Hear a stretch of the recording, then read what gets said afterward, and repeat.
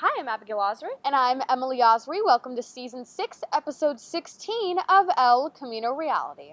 This week we cover a speaker who talked to classes about the dangers of distracted driving, Bring you a VOX Pop on the newest Star Wars film, celebrate Hanukkah with Shabbat Club, give you an inside look at Woodland Hills Ice, take a stroll down Candy Cane Lane, show you how El Camino is giving back this holiday season, cover the Children's Hospital gift drive, and of course, toss it over to Josh Schaefer for this semester's Fall Sports Top 5.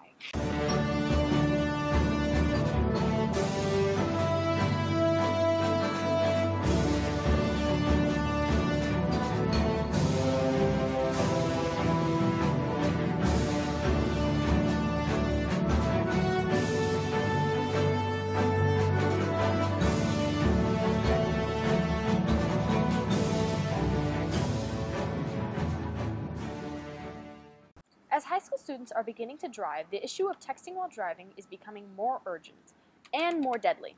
And it isn't until something drastic happens that we realize the true danger of distracted driving. Maddie Amaro, Nash McReynolds, and Jennifer Bierstein cover last week's assembly addressing the issue. Many students are unaware of how dangerous it can be to text while driving, apply makeup while driving, or even talking to people in the car while driving. Last Wednesday, Ms. Stanoff brought in a representative from the Connor Lynch Foundation to talk about safe driving and the tragic consequences of distracted driving. I'm lucky to get to go to the schools, and the students are really great because then I can tell Connor's story. It's hard to put into words how to describe Connor. You had to know him. Connor was a great friend. He was a good guy, and he was one of the easiest people to talk to. 15 children die every day because of distracted drivers. Nearly 200 students came out to hear the stories of people who've lost loved ones due to distracted drivers.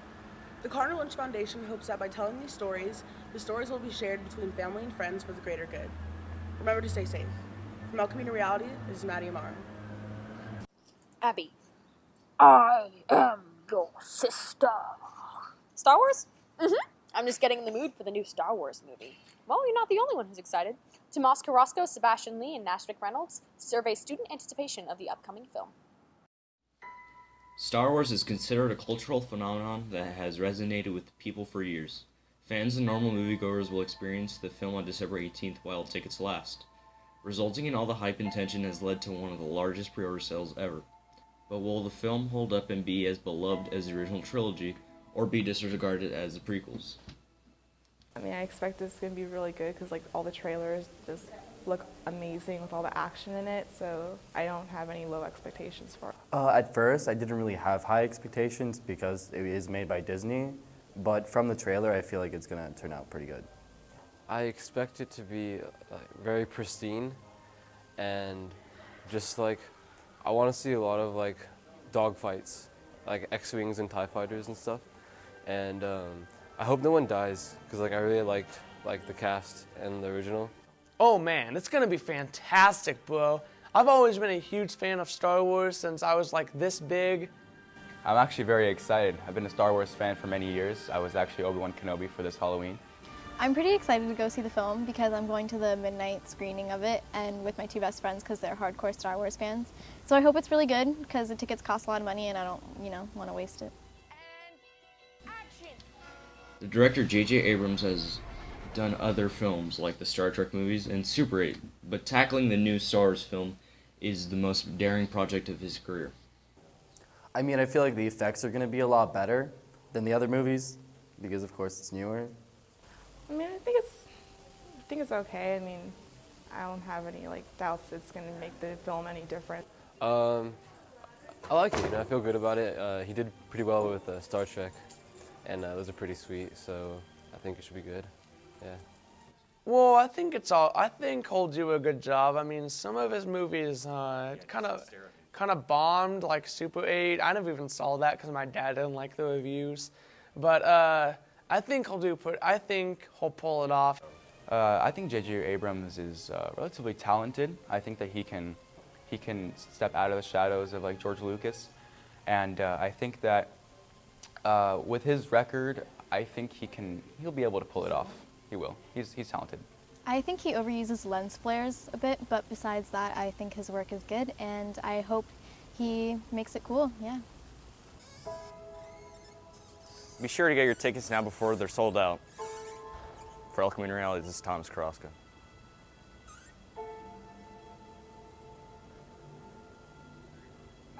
And now Pierce Richard and Isabella Balby cover the Shabbat Club and their celebration of Hanukkah this year. El Camino's newly founded Shabbat Club recently hosted a Hanukkah party to help celebrate the many diverse holiday traditions of Judaism. Shabbat Club is celebrating Hanukkah by having this big, grand Hanukkah party with a lot of people. We had a lot of people sign up to bring things. We're bringing a lot of different Jewish ethnic foods like latkes and sufganiyot, also known as jelly donuts. And it's going to be really fun. We're going to be watching Rugrats Hanukkah, so that's going to be great. I decided to start Shabbat Club because there were already some Jewish clubs at the school, and I am a very involved Jew. People tell me I'm a super Jew. And I thought we were lacking a club that focused on more of the cultural side of Judaism. All of the existing clubs really only focused on religious Judaism. Basically what we do is everyone comes and we have kind of a little conversation, and then Maccabee, the president, makes the prayers on the challah and the wine, or grape juice, yeah. The club was created to offer a forum for interesting discussions about the cultural aspects of Judaism, rather than the solely religious view of many other clubs at our school.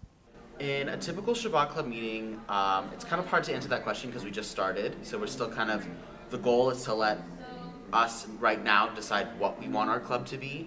So one day we had a discussion and that didn't really work very well, so the next week we just voted on things, like what we want the club to be. So what I intended it to be was a discussion-based club. Well, we start off talking about like the aspects of Judaism and stuff like that, and then we like to eat the challah, and then we just talk about stuff that has to do with our religion and interesting stuff that have to do with the world in general. I think that whether you're Jewish, not Jewish, atheist, agnostic, whatever, there's a lot of cool things that Judaism has to offer that if you were to come to our club, you'd be able to see. Be sure to check out Shabbat Club on Fridays in D104, and have a happy Hanukkah. For El Camino Reality, this is Isabella Balby. Winter break is just around the corner. Are you looking for some fun things to do? Well, look no further than Woodland Hills Ice, a popular business that opens every year around this time. Bethany Ramirez and Yanira Montoya tell you more. Every year, Woodland Hills opens up an ice skating rink for the public. Friends and family go to have fun and get into the winter season. The Woodland Hills Ice Skating Rink was recommended best place to skate in Los Angeles. They're open 7 days a week, plus they have hockey, skate, and drop-in classes every Saturday and Sunday. It's been pretty fun. I'm horrible at skating. I fell at least twice. No, three times. And during that, I was hanging out with my friends, and we skated together. It was fun. My job is a skate guard. Basically, I hand out the skates, and I'm also going on the ice, and I make sure nobody falls. If they do fall, I'll help them out, and just basically make sure everything's running smoothly. When people come here, I want them to have fun. Basically, especially because they're in SoCal, and there's not that much ice here or snow, so when they come, it's like a winter wonderland, and everyone should feel like a Disney princess when they come here, especially the guys. I've been here for 6 years, and I come here because it's like a family. Everyone's here for like years, and we all get together, and it's just every year we reunite together, so it's fun to be here. It's a good experience. The prices are $15 for students and adults and $13 for kids 8 years and under. Don't forget to visit and skate with your friends and family. For El Camino Reality, this is Bethany Ramirez. Speaking of Winter Wonderland, Candy Cane Lane, another favorite holiday attraction, is all lit up and ready for your enjoyment. Nick Morser, Manisha Kaur, and Max Tepper take you through it and talk to some of the homeowners who illuminate their houses. An annual tradition in the San Fernando Valley is driving through Candy Cane Lane. This concentrated effort on the part of the residents in the neighborhood just east of Pierce College draws people from all around LA. But what's it like to be a homeowner in the neighborhood? Since 1979. We started small, and then everyone decorates on Candy Lane. As far as Julio, he's so creative, and his men, he directed all of them, and they took him all day to do all of this, and I didn't really have to do very much. He was really the creative. We're happy. We're happy to do it. It took us about a day and a half with 2 men and myself wrapping them out the trees. But it's great. I don't really like to decorate. It's a lot of work and it's a pain in the butt, but it's totally worth it when the kids go by. I mean, And then I do like, now that we're doing the Frozen thing, there's a lot of little girls that will show up in their Elsa outfit, and they'll stand at the gate and sing, and it's, We've just lived here for 3 years, so just 3 Christmases. But in another week or so, it'll be packed. And vendors are down at the ends of the street selling things, food and toys. Just have fun and enjoy it. Take a cruise down Candy Cane Lane this holiday season. From El Camino Reality, this is Nick Morrison. This year, clubs all over campus are giving back with holiday drives in an effort to help those less unfortunate this holiday season. Jenny Mariano and Brian Hertzberg bring you the story. This holiday season, El Camino clubs give back to the community. Eileen Gobadi, the president of Heifer, she decided to give back this year with her club's drive. So they can bring anything from new shampoo to deodorant. If you plan on donating, head over to the main office and drop off your items in the box. Another club taking part in the giving back spirit of the holidays is Leo's Club. So we're collecting old glasses to give to kids who can't pay for frames and lenses in partnership with Lions Club International. And they also provide, if anyone you know needs glasses, they provide services so you can get glasses without insurance and you don't have to pay a dime. And so we're trying to collect the glasses so that we can refurbish them for donating. These are just 2 of the many clubs participating in holiday drives like these. Make this holiday season great for everyone and donate to someone in need. For El Camino Reality, this is Jenny Mariano. And now, J1 students Michelle Sevanessian, Julia Henderson, and Jack Dorfman cover the Children's Hospital's annual gift drive. Children's Hospital in downtown Los Angeles holds Holiday from the Heart every year in the Christmas season for the struggling families and patients. The staff identify families, child life staff, social workers, and they are some of the most vulnerable families in our hospital system. And they put them in our program, and we sponsor the whole family. So we don't just focus on the patient, but we really focus on family-centered care, whether it's a family of 2, a mom and a kid, or a dad and a kid, or it's a family of 14. And what we do is we don't just focus on the patient. We focus on the patient and their entire family. So the family could have 2 people in the family. They could have 25 in the family. We take care of everyone. And what we do is the sponsorship of the families, we have a guideline of maybe spending $75 to $150 per person within each family. Even some students at El Camino can relate to some of the same struggles the children at Children's Hospital go through every day, and the Christmas season even brings them closer together with those family members affected by the same sicknesses. In the middle of first semester, my sister was diagnosed with Ewing sarcoma, and she plays a lot of soccer, and they found the cancer in her leg. So that affected my life because she's like really close to me. And, it affected school because I was always out trying to help her. With the holidays approaching fast, all of us on the team of El Camino Reality want to remind everyone to have a safe and happy holiday.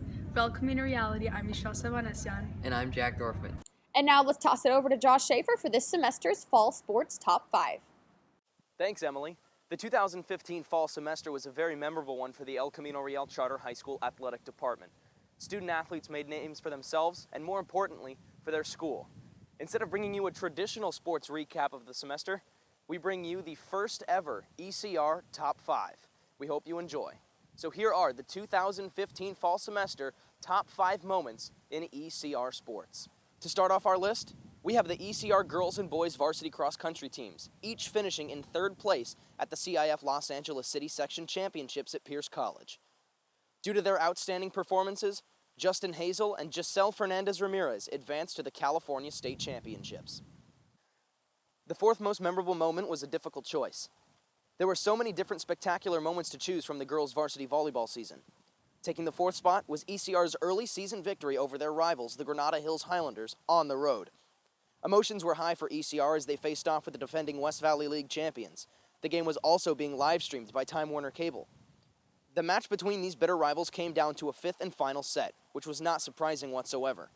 ECR found themselves down by 4 points, but marched back and defeated the Highlanders in the 5th set, earning their first victory over Granada Hills in nearly 4 seasons. The girls would finish with a perfect record in league play, winning the West Valley League title. If you keep up with ECR sports, you know the name Liddell Adkins. However, you might have just known him as simply number 2 until the Conquistadors' Week 5 matchup at Banning. ECR fell behind early but found themselves right back in the game after Adkins was switched to the tailback position. ECR fell to the Pilots in that game but found themselves another dynamic running back. It's a game that occurred several weeks later which actually takes the 3rd spot on our list. Following a 300-plus rushing yard performance by Darian Green in the junior varsity football game, Liddell Adkins put on a show of his own, rushing for 395 yards and 4 touchdowns in a loss to the Taft Toreadors. What's even more remarkable is that he did not play the entirety of the second quarter due to a minor unannounced injury. After just 4 weeks as an ECR running back, Liddell Adkins had found that he had rushed for over 1,000 total yards. At number 2, we have a group of incredible young women who made themselves well known throughout the city of Los Angeles. The girls' varsity volleyball team finds their way back onto our list by earning revenge against the Carson Colts in the Division I LA City Section Championship game. ECR's only loss of the regular season came against Carson in their season opener. However, the City Section Championship followed a different script. The Conquistadors swept Carson in 3 sets, earning the program's first City Section Division I championship.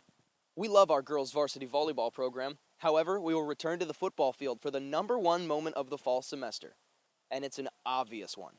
If you missed ECR's West Valley League matchup against Tiger Gosselin and the Chatsworth Chancellors, you missed what might have been the greatest game in El Camino Real football history. ECR fell behind by 14 points, but scored 28 unanswered and found themselves leading in the 4th quarter. This is when things got crazy. Chatsworth scored 2 quick touchdowns to tie the game. ECR reclaimed the lead on a 20-yard touchdown run by Sion Gordon, but that only lasted for about a minute, as 1 play later the Chancellors would tie the game and then take the lead on the 2-point conversion. Suddenly, the ECR offense was faced with their biggest challenge of the year, driving 60 yards with only 25 seconds left. Finally, with 2.3 seconds remaining in regulation, junior quarterback Wes Crockett unleashed a 50-yard pass to Liddell Adkins, and the rest was history. Here's the call. ECR down by 1. Here is Crockett, under 10 seconds left, heaves one towards the end zone, and it is caught by Liddell Adkins! Touchdown El Camino Real! That play won the game for ECR and also took the top spot on our list. We hope you enjoyed. Don't forget to follow us on Twitter at ECR_live for news and updates about ECR athletics over the winter break. From all of us on the crew of El Camino Reality, wishing you good luck on finals and a wonderful winter break. May the force be with you, Conquistadors. Don't forget to tell your friends to check us out on YouTube or at ecrjournalism.com. Happy holidays! Night, holy night.